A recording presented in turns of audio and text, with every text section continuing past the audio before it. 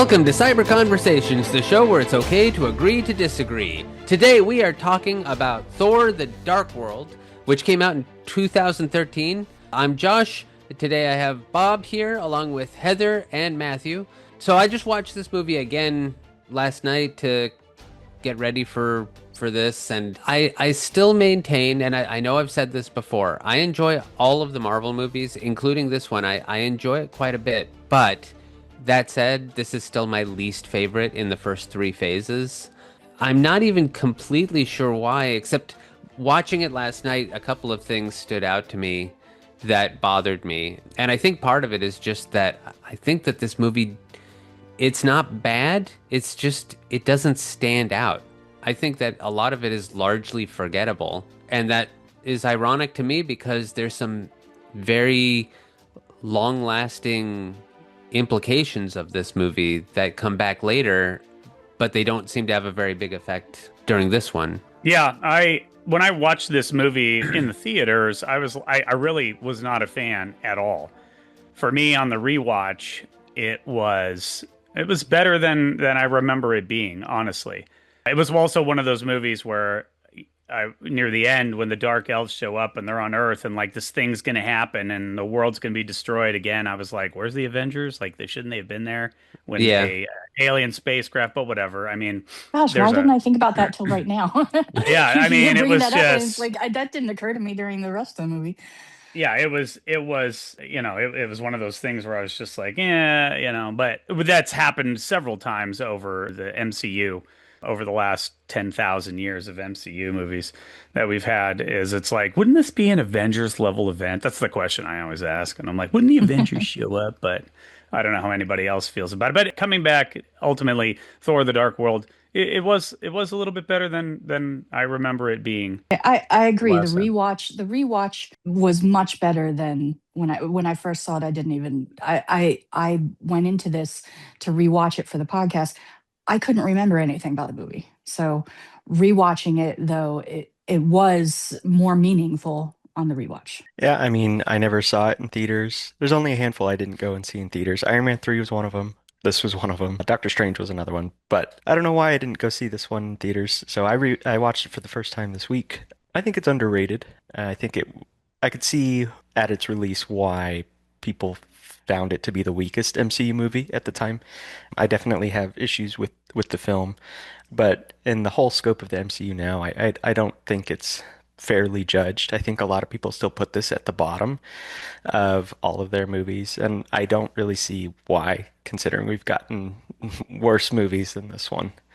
Yeah. I think that there are worse movies than this one, but I think they're well, for me at least, they're all in phase 4 or after. But in the first three phases, between the very first Iron Man and Spider-Man No Way Home, I think this is my least favorite. But again, I don't like saying that because it makes it sound like I don't like it. I still enjoy this movie a lot. I just don't enjoy it at the same level as all the others because it's some major stiff competition. I don't know if I agree with it being the worst of the first three phases. I definitely think I think all three Spider-Man movies are weaker than this one, but that's just me. And I think those all fall in the first three phases if my timing is right. So I don't know. There's movies that I wouldn't watch over this one. Oh no, Spider-Man No Way Home is not is phase 4, Right, I that's believe. the first. But But the first two Spider-Man movies I would put below this. Captain Marvel, I think I'd put below this. I enjoyed Wow. Captain Marvel. Wow. I love the Spider-Man movies. I love all three of them. Yeah. Yeah, Well, agreed, I've got a lot to agreed. say when we get to those, but I think, yeah, this movie had a lot of future implications, and it immediately ties to Guardians of the Galaxy, which came out the following year, with that mid-credit scene with the Collector, which nobody probably knew what that was at the time. I had no idea. It was the first time I ever heard the term Infinity Stone, and so I think what I enjoyed on the rewatch was how many key things were introduced in this movie that you just really didn't realize at the time. Key concepts in the Marvel universe to me, anyway, to the non-comic book, trained fan. And I think Yeah, I remember. Sorry. No, go ahead, Matthew. I was to say, I think it unveiled them well while keeping, you know, like Thor didn't know anything about the Infinity Stones, and so he thought the ether was just the ether, and obviously the viewers didn't either. So I thought it unveiled the future of the MCU well in the eyes of Thor and the viewer, but I don't know. That's just me. Go ahead, Josh. Well, I was just going to say, I remember when this movie came out, comic book fans immediately started realizing, like, they started looking for the Infinity Stones when this movie came out because, yeah, the ether, I don't know if anyone knew it was an Infinity Stone until they revealed it. But once they did, they immediately knew the Tesseract has to be an Infinity Stone. And, people started figuring out what they were before the movies came out. And I think that's because this was the first movie to say they were doing the Infinity Saga. Fans already knew about, I mean, comic book fans already knew about the Infinity War, but I don't know if, well, obviously people who weren't fans of the comics didn't know what the Infinity Stones were, but Yeah, I had no idea, and that bomb dropped in that mid-credit scene at the end, and like, five more to go, or however he says it. yeah, It's like, oh, this is much bigger than I thought it was. yeah. Again, it was I feel like the most impact of the movie was in like the last 10 minutes and then the post-credit scenes. Yeah. Yeah, I mean, again, as we talked about with Iron Man 3, we're this is Thor post Avengers, his first appearance post Avengers. I thought it was interesting too with this movie that, he's battling in the nine realms and then finally they're like, "Oh, all nine realms are at peace." And I was like, "Wow, that's mission accomplished," in a W sort of way. But, and then I did think it was interesting. One of the things I had in my notes was, this is kind of where the more space lore coming into play in the MCU, where we've got more of that type of thing going on. Obviously, Guardians hadn't come out, but it was definitely part of the plan. I felt a little bit like they were setting up for that. But, just kind of your thoughts on that, on kind of where we were and where this was taking it, especially with the character of Thor. I do think that this had a really great use of the Norse mythology. I know we talked about that with the first Thor movie, is they used a lot of Norse mythology, and this went even further, and I think that might have gone over a lot of people's heads. Coming after the Avengers, and this being Thor's first appearance, while I was watching it, I was like, why did this take place immediately after Avengers 1? Like, they're walking Loki through the halls of Asgard. There's no time gap, really, in between the Battle of New York and then this movie. I know that's a lot of people's issue with The Last Jedi, just for an example, is like they go blow up Star Killer Base and then immediately the First Order's back. And so that's how I felt with this one. It just felt like really abrupt. Mm. I did like the space implications. Obviously, when I'm jumping ahead a little bit here in the movie, when Frigga dies, her, I guess, aura or spirit joins the stars or in some capacity, and Heimdall looks up and you can see more of space. And so I think, I don't know, I had some issues with the placement of at least how this story was set up. Yeah, I think it was, in my opinion, a little more, it definitely made things a little bit more cosmic-y sci-fi than it did with, rather than keeping with like in the first Thor movie where it was all about the myth of Odin and that Hmm. type of thing and Asgard and all that other stuff. And this was just more of, again, kind of expanding it and more. I think it did touch kind of the sci-fi. It was sci-fi adjacent, Josh, Yeah, to I use mean, your term. I think that this movie is definitely more science fiction than previous Marvel movies, and I don't know if that's the direction that Marvel was going to head in general, but I think that's what they were doing with Thor because that's what the next Thor movie would do too, make a lot more sci-fi elements, bringing it into Thor's world. Yeah, like Which the I go ahead. Oh, I was gonna say, I feel like the first Thor movie was still more just playing with the mythology of Thor and Odin and trying to pull that in. This made it almost like scientific. I mean, like when Jane is being looked at by the doctors, and they're trying to figure out what's wrong with her, and it was definitely upped on the science side instead of more of a mythological, spiritual kind of Mm. side. Well, Yeah, sure. And so that transition to more of a sci-fi and more universal story rather than just Earth-based with maybe a few, intruders. Yeah, that was something that the first Thor movie kind of touched on it a little, that any technology, if it's advanced enough, will appear like magic to someone less advanced. Right, But right. this one really leaned into it. There's so much more advanced. They have healers on Earth. They're called doctors, and talking about how, human life is fleeting. Sickness is like their most basic trait, right? Right. Odin's view of humans is, they're mortal. We live for 80 years. They live for 5,000 years. Right. Right. Let's talk about the dark elves. Um, they're Mhm. one-dimensional villain for sure. Yeah. I thought it was funny that their goal didn't change after however many thousands of years from the first convergence to this one. They were like, well, we still want the ether, and that's all we're about. And nobody's technology improved over that time gap either. Well, it seems like the Dark Elves were asleep that whole time. They went into suspended animation after they failed to get the ether Hmm. in the previous war, and they were asleep until Jane woke up the ether. Hmm. So, See, I when the first scene of the movie and they're talking about dark elves, I was like, "What in the hell is this? This is not Marvel anymore. This is not comic books. You're going into like Lord of oh, the it is Rings comic territory books. talking." I know, but for me, again, not having read comic books, you start talking elves when it was superheroes and things like that, and I'm like, "What? What in the Lord of the Rings is this? Kind of Well, thing." yeah, So, but remember that um, elves were I was just of trying to hold on to that, and I didn't know a lot about the Norse mythology either to know any connection there. I'm like, it felt like it came out of left field for me. I'm like, okay, I want to see where this is going. I suppose, what do elves have to do with Marvel heroes? Because for me, the context of elves is either Christmas or Lord of the Rings. So, yeah. Norse mythology, just mm, for if you don't know, Norse mythology included light elves and dark elves, although in some of the historical writings, instead of elves, they were dwarves. So, because they came from Alfheim. oh no, well, Alfheim is where the light Svartalfheim. elves. Yes, Svartalfheim was where either was either dark elves or dwarves, depending on what part you were reading. And Alfheim was where the light elves were from. And light elves were beautiful and good, and well, they weren't always good, but they were beautiful. And dark elves were not so much.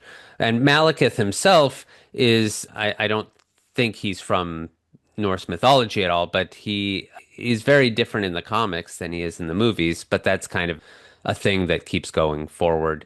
And that's one of the things that I think they could have done better. Malekith is extremely one-dimensional and really has no personality. And he's largely forgettable, whereas in the comics he's menacing and he's cunning and he's very charming and he's manipulative. He's got a long history in the Marvel comics, but here he's a one-off character because no one cares.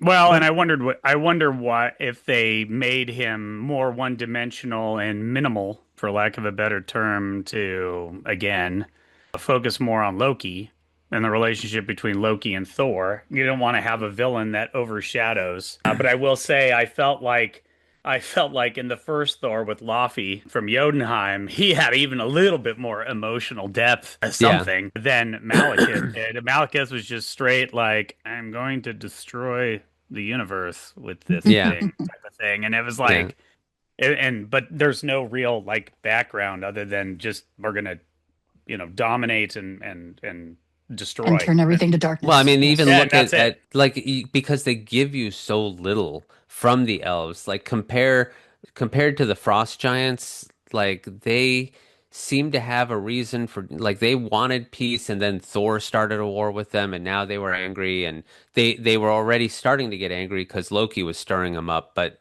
we They learned don't. more about them. Whereas here, there's this thing called the Cursed with a K, but we barely know anything about it, and they don't explain it at all. All we really see in the movie is it's a stone that apparently turns the guy who becomes the cursed. He turns into a monster who's almost unkillable, and Like that's it. Like that's all I can say about it because it's all that we know.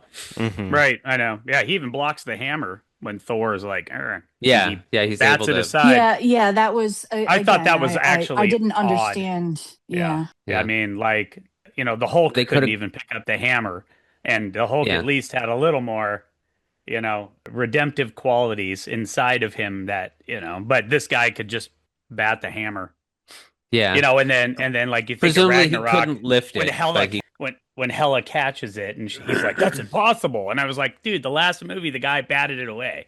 Yeah, but he couldn't hold it. I guess that's how they get around it. He could bat it away, but he couldn't hold it. Yeah, but Hela Yeah, caught it. nobody else could ever bat it away though. that's not true. We No. haven't seen anybody do that. I mean, the Hulk tried to grab it, and Yeah. this cursed guy just hit it. So I don't know. Yeah.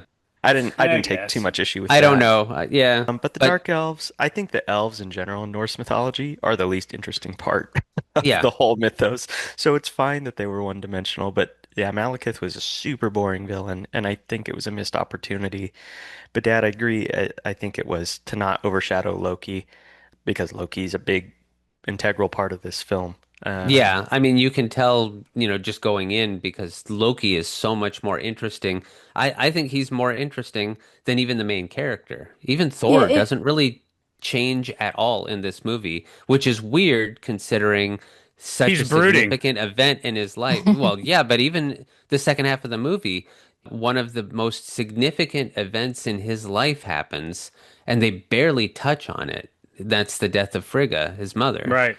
Right. That should have been massive.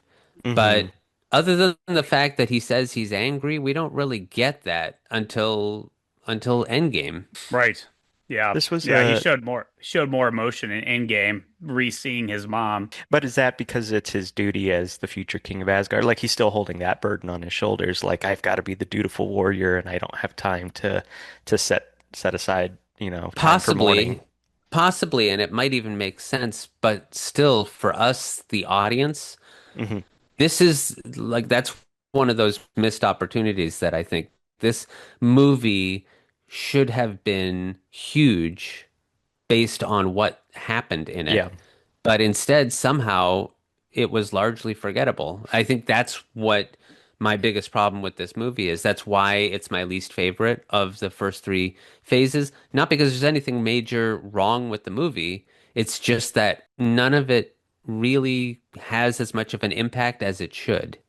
I think the whole movie was a lot of setup on the Thor and Loki and some of the other background stuff that leads forward. They just needed some bad guy to kill to focus the attentions on. Yeah, yeah, So 100%. like yeah, I mean, any bad guy, any bad thing, please. And they picked the dark elf, coming back to life because of the convergence. It was a little from out of nowhere to Mhm. tell the story they were really trying to tell, which was more the Thor, Loki, Odin, like Frigga, all of that. I think was supposed to be more the focus of the story. And I don't I know thought, if dark oh, go elves ahead. were exactly the problem with the movie. I took big issue with the fact that they shoehorned Earth into this film. I felt like Yeah. the Mm, whole Earth portion of the film was unnecessary, and I thought Jane Foster, they somehow made her really dumb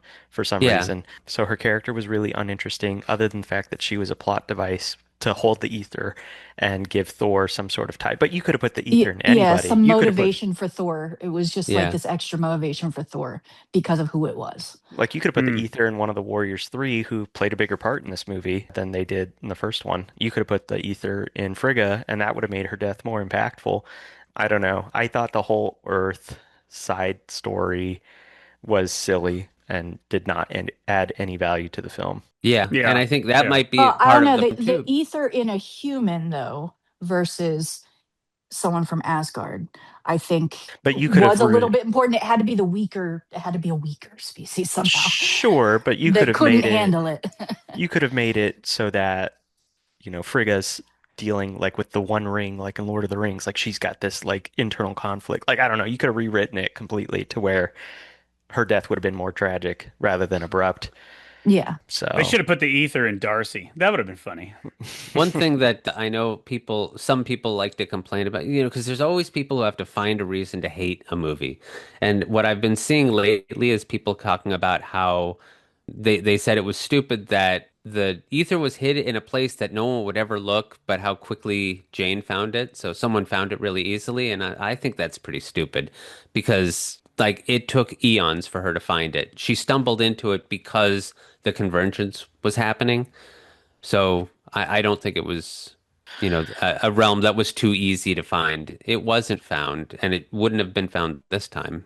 and they didn't explain where they buried it, and I don't know. I know it wasn't Odin who buried Yeah, it the was ether. Bor. It was Bor, his Yeah. father, but like there was no protection put around it. They didn't have its known location. It was just gone.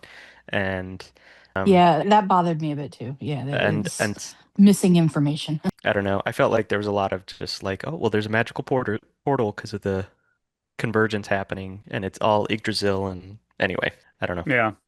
Yeah. Go ahead, Josh. I wish they would have No, explained the no. convergence a little bit more. Like I didn't quite understand what was going on this convergence thing. They breezed through it very briefly in the opening scene, and then, but they really didn't explain much more of the significance of the convergence. I mean, they just kind of, You could just watch Part of the Hercules. problem, Yeah, just watch I Hercules. don't When the know. planets align ever I so think, nicely.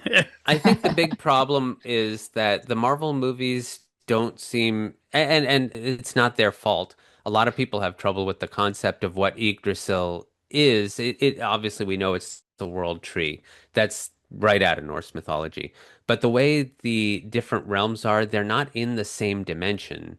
They don't intersect, but Marvel seems to think that they're just different parts of space. That if we went into space in a certain direction, we would hit Asgard at some point. We would hit Alfheim at some part, but they're not here. In Norse mythology, these dimensions are completely separated by the branches of the world tree. So I think that the convergence would be where the the parts where the branches start to become a little less material. They start to, kind of bend so that parts of the dimensions intertwine with other dimensions next to them.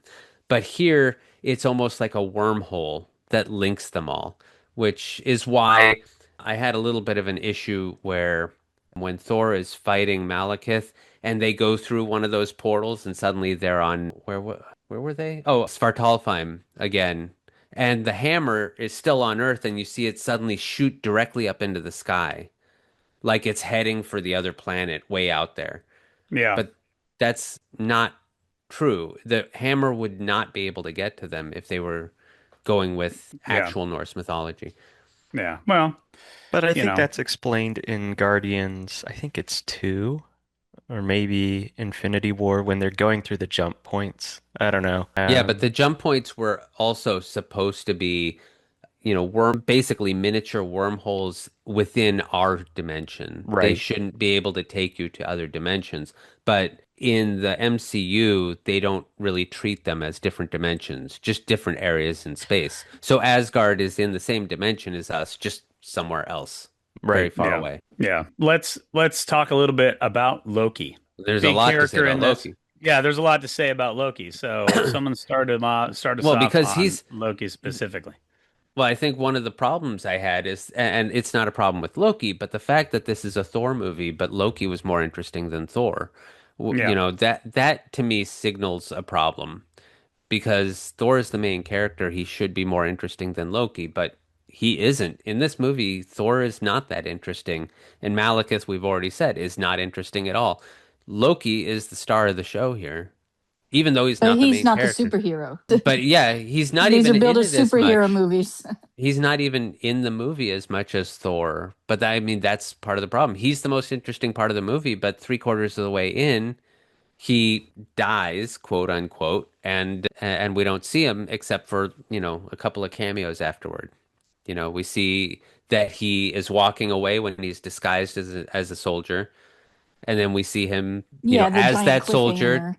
Yeah, we see Yes. him as that soldier talking to Odin, and then we see that he has supplanted Odin at the end. But that's it. I thought it was funny because when I watched his fake death scene, and I forgot in Ragnarok. I know in Ragnarok they Yeah. remake it as a drama, but they actually did it exactly the same. And he's like, I Yeah, didn't do it for him, and he's like, no. And then it goes, yeah. you know, it plays the same music, but in Ragnarok, I don't know. That scene now makes me chuckle because they've mocked it so much, especially Matt Damon playing Loki and Sam Yeah. Neill playing Odin on that. So it's funny. Well, and also with his death scene, they just put Deadpool over Loki's body and just replayed it in the TVA scene. Oh, And in the it's Loki like, why is series, Thor? or in the Deadpool No, and Deadpool Wolverine. versus He's like, why Wolverine. is Yeah, Thor crying? I think Loki was a good part of this movie, and I think it's a good thing that he's a bit more interesting than Thor. I think that's when you've got a good villain that's well written. Thor's not that interesting anyway. I mean, I don't want to say he's a one-dimensional character. He's got some depth, but out of the Avengers, the core Avengers, his personality, I don't know. It's largely the same up until Infinity War.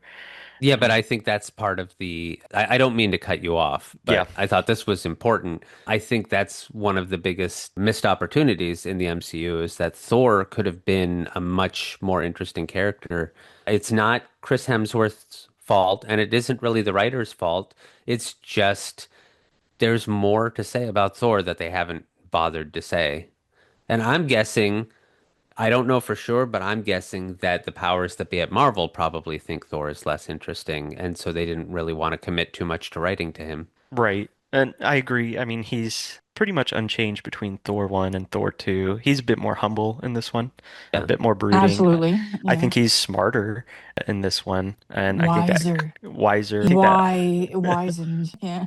I think that shows Odin. I think Odin's continually incompetent throughout these movies, and it makes me wonder how he became king of Asgard when his sons are both smarter than him and better warriors. But I don't know. I like Loki in this movie, and I like that they showed kind of a redemptive arc, or at least the start of one for him, while also still being kind of a sneaky, mischievous character. And I Yeah. thought the death scene and the whole like fake out where he cuts off Thor's hand was well written, entertaining to watch. Told Um, you, someone loses a hand every movie.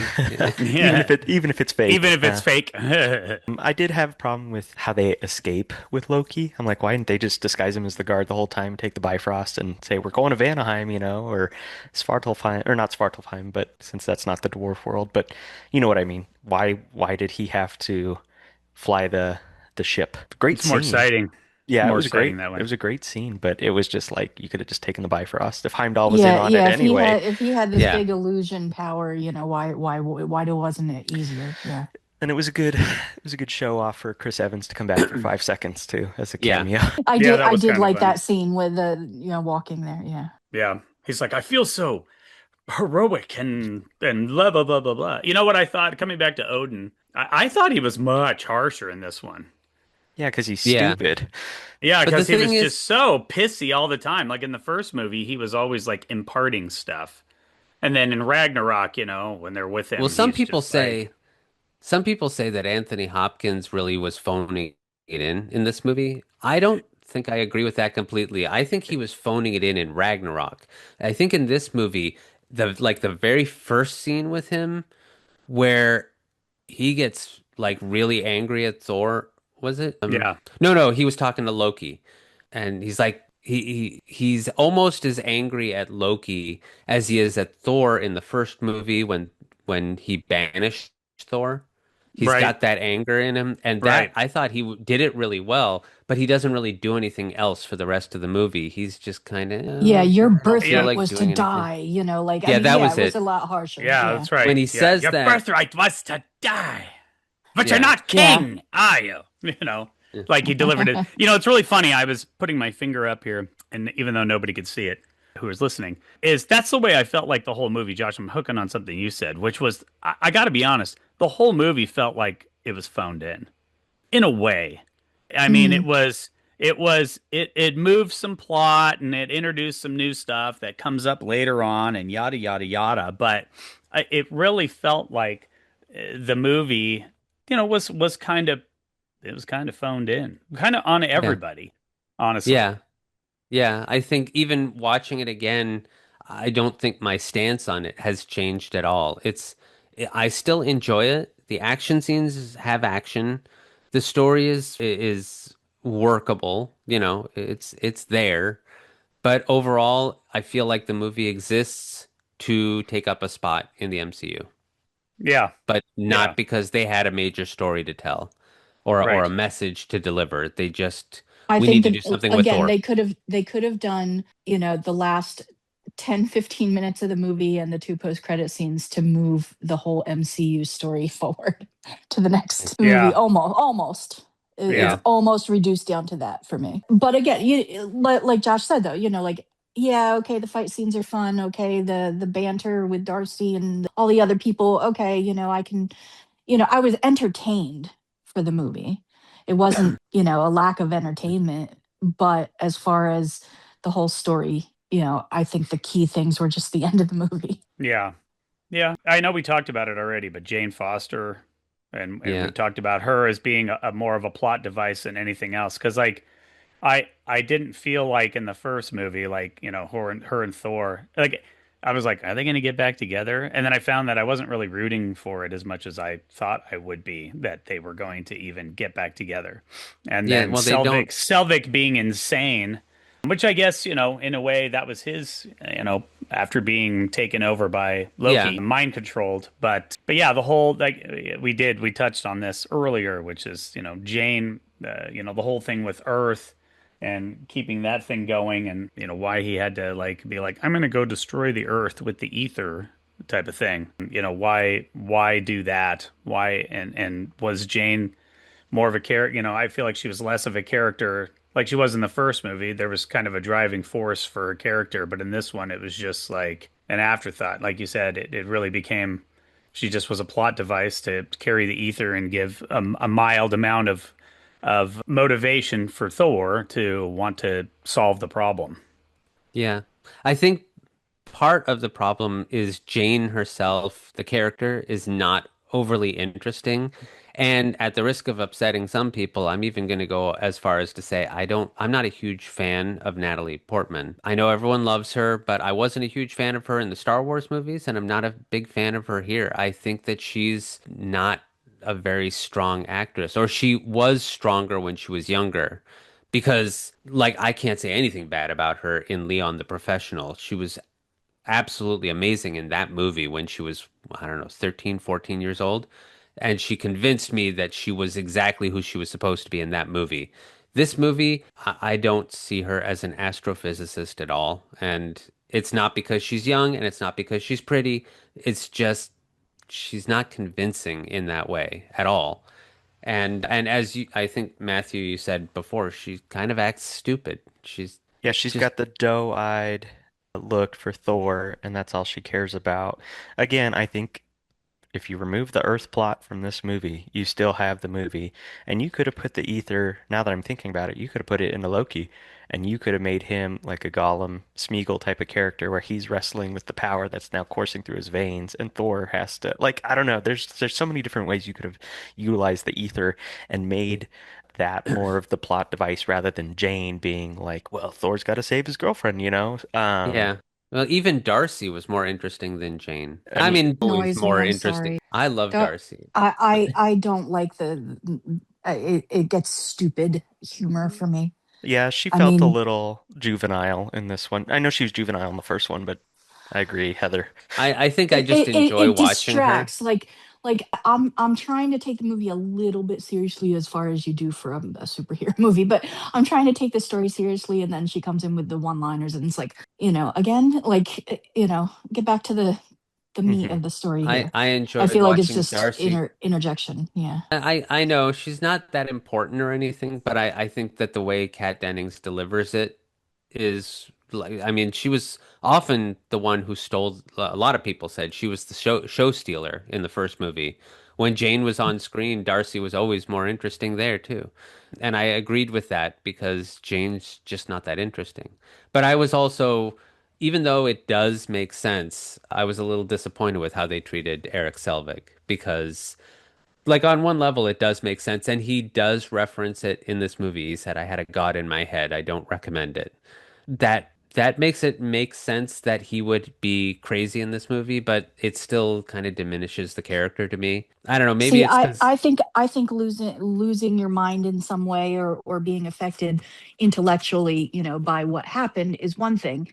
It's another to take it to the slapstick version of I have to take my pants off. It was like yeah. that was a little Right. like, I'm gonna Running I around with mean, his come on. underwear. I'm Yeah. gonna say something about that. I watched an interview with one of his sons. I think it was Alex Skarsgård, and Alex Skarsgård always said Stellan, their dad, who plays Eric in this movie, Yeah. was always walking around the house without any clothes on. So I thought that was just kind of a nice, well, not nice, but I thought it was a funny attribute to his actual self that he would just walk around their house without any It, clothes it on. it it is cool to hear that as a backstory for the actor. Yeah. For the character, it Right. just didn't make sense to me. But yeah, that's funny. The real life story.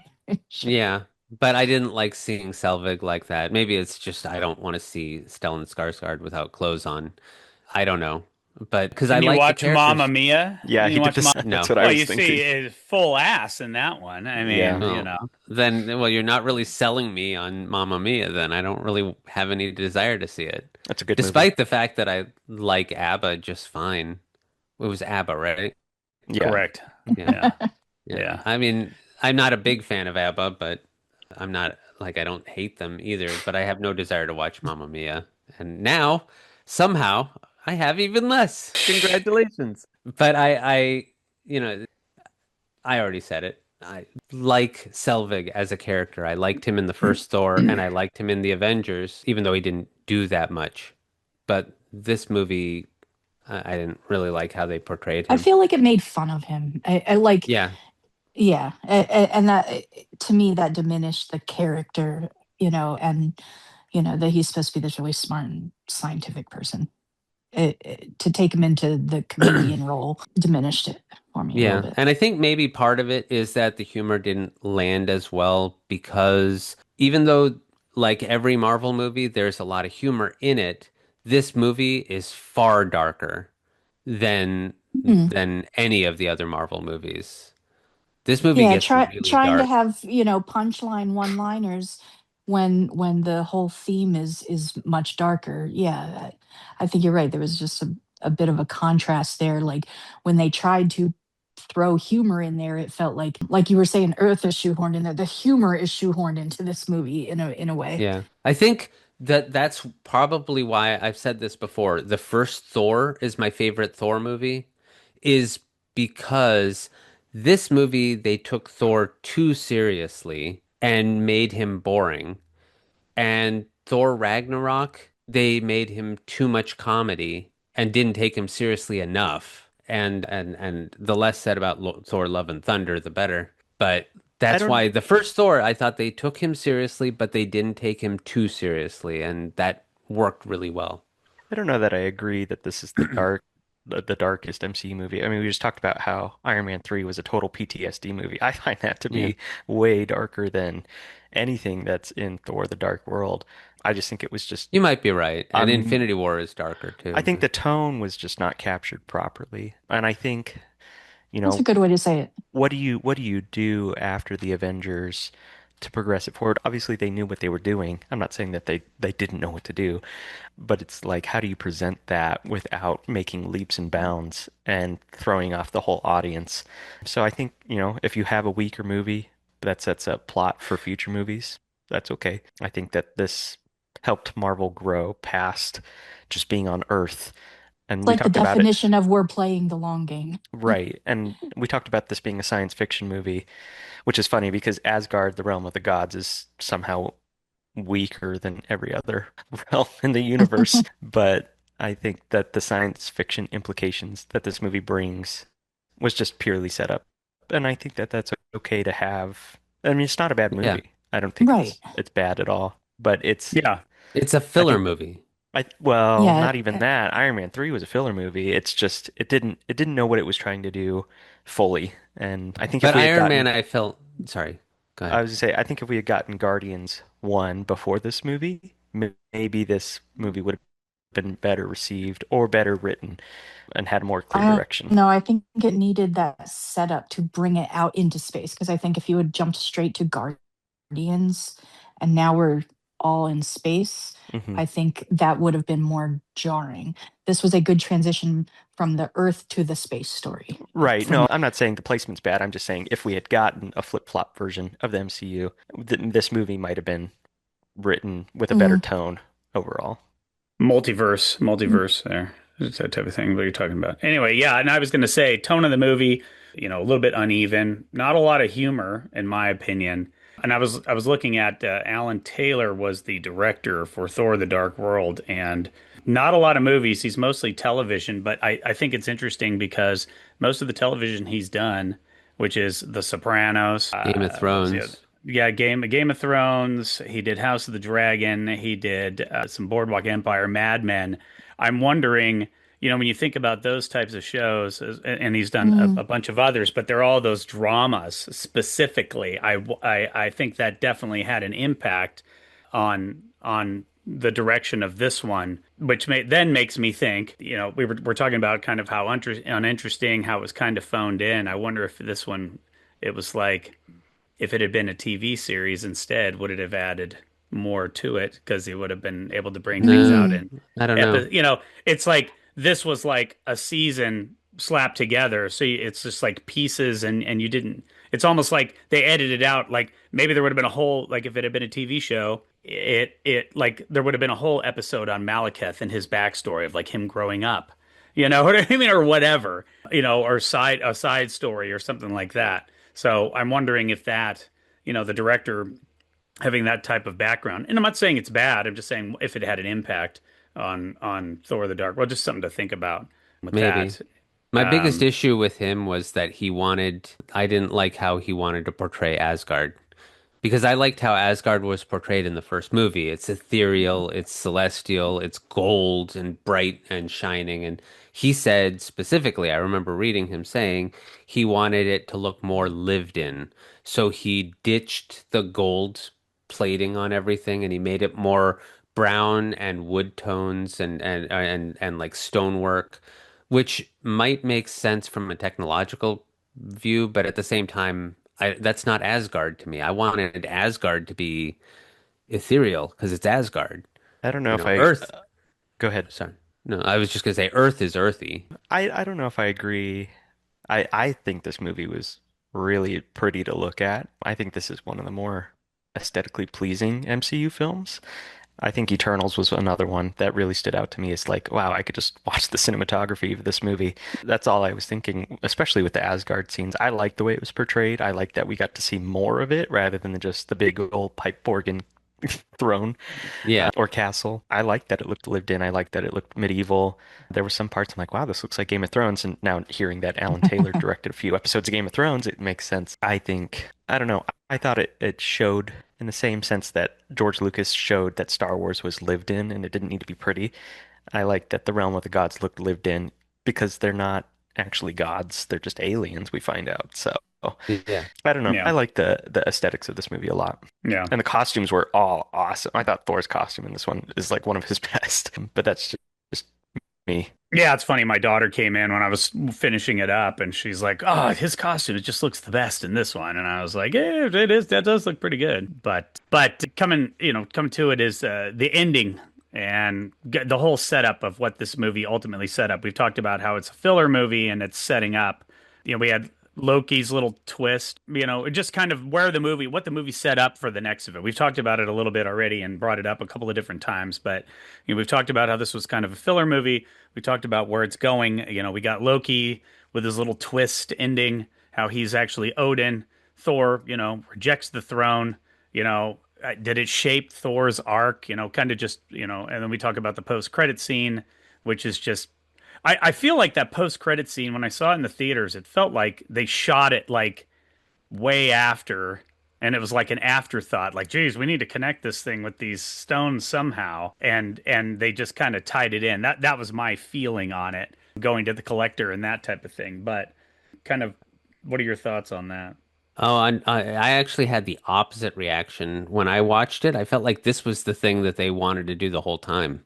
that they were like they had this in mind from day one. We got to put in a scene where we reveal that the ether is one of the Infinity Stones. I felt like that was something because I mean, maybe it's just because of how I felt about this movie. That one scene carried more weight than all of Malekith's story. I could Yeah, be wrong. I don't know how they.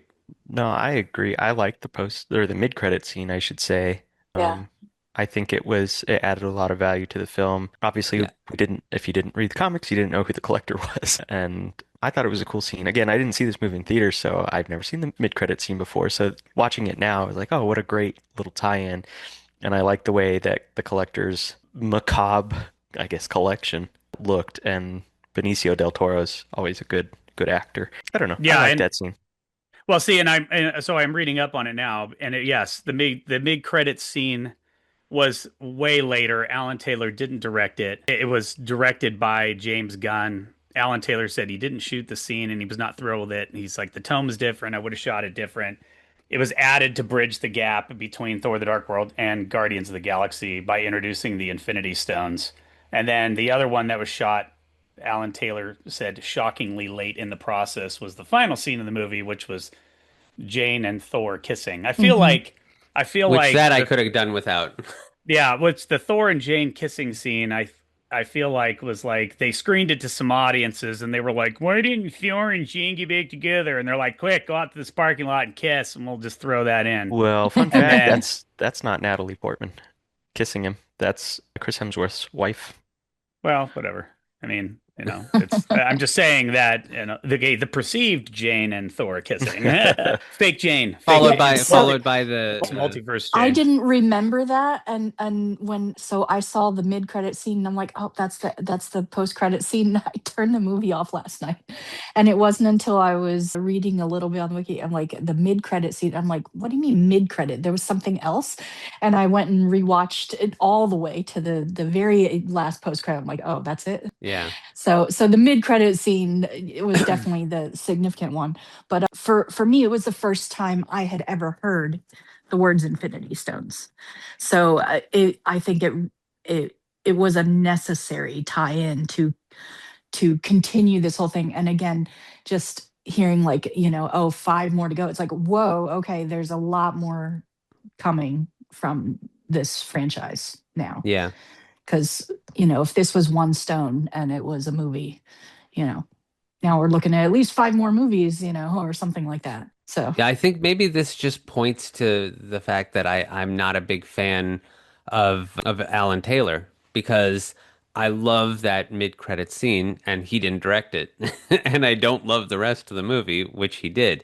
And I didn't like the post-credit scene because I didn't really care about Jane or Thor in this movie. So seeing them kiss wasn't really that satisfying to me. And then we see, this creature running around on Earth. Some people said that is a bilge snipe, but I don't get the impression it is. It looked like the creature that he fought at the beginning of the first Thor on Jotunheim. Which could have been a bilge snipe.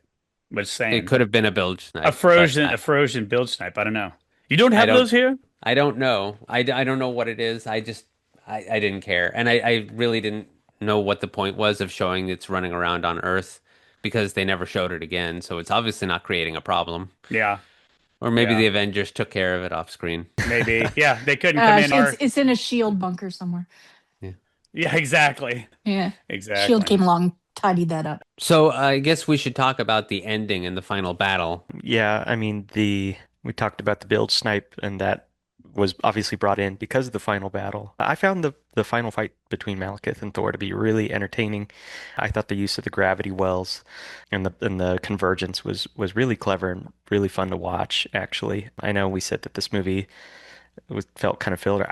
I thought it was an entertaining final fight. I felt like Thor felt truly outmatched, and he had to be really creative in how he fought Malekith and rely on the human counterparts. Even though the Earth story, I mean, you could have set the final battle anywhere because the Earth story was unimportant in the grand scheme of the movie. I liked that Malekith's ship looked really alien and frightening. I like it when movies are set in London too, because I think London's a cool backdrop. We talked about the Huh. Thunderbirds movie a couple weeks ago, or whenever the last episode was, but that has a final fight taking place in London or a fight scene in London. So I just like it when they show off London and it's nice architecture. I just thought the gravity well scene was really cool and they kept going in between portals and I thought it forced Thor to really show off his skill as a warrior, which with his hammer we don't really see that much if you think about it. I mean, Thor 1, you see it in the beginning a little and then he's on the human plane without his power. And then Avengers 1, you see it a little,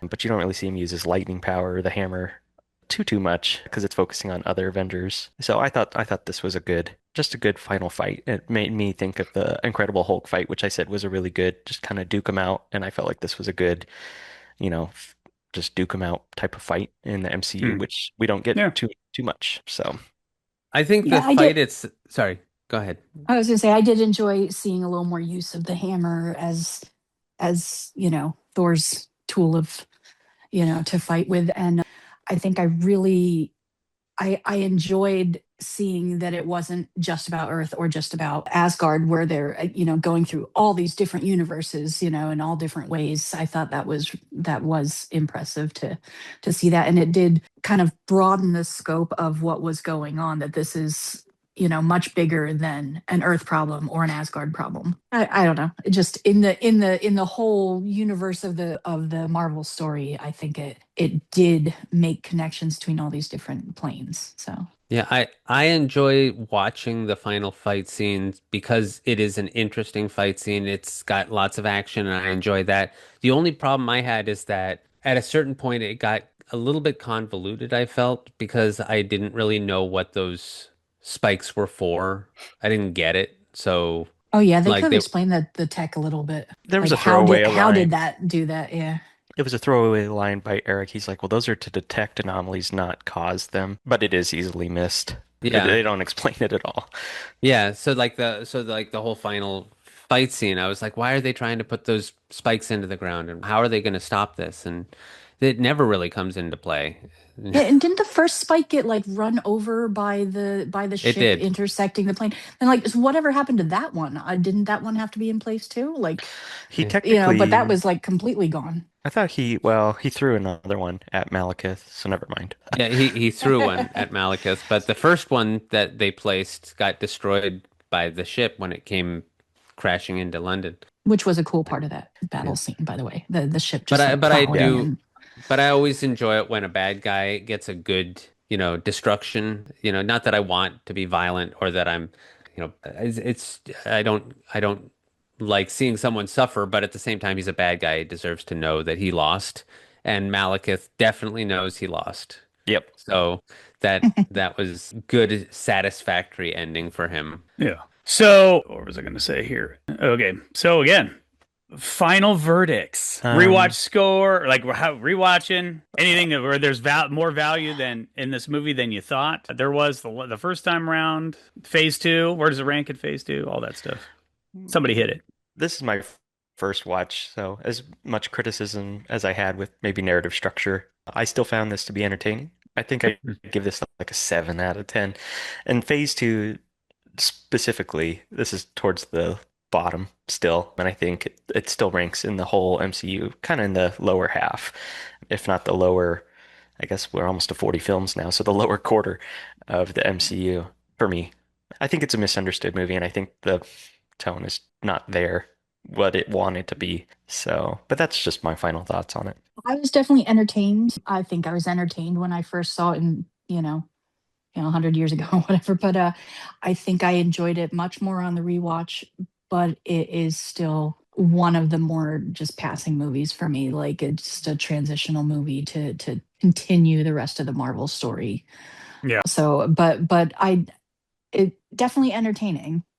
So it wasn't like a bad movie in my book. It was just less focused of its own story. It was more just a transition for all the other Marvel movies to come. For me, it's still my least favorite of the first three phases. But I hesitate to say that because it makes it sound like I don't like it, and I do like it. But when I'm doing a rewatch of the entire MCU, this is not a movie that I'm looking forward to.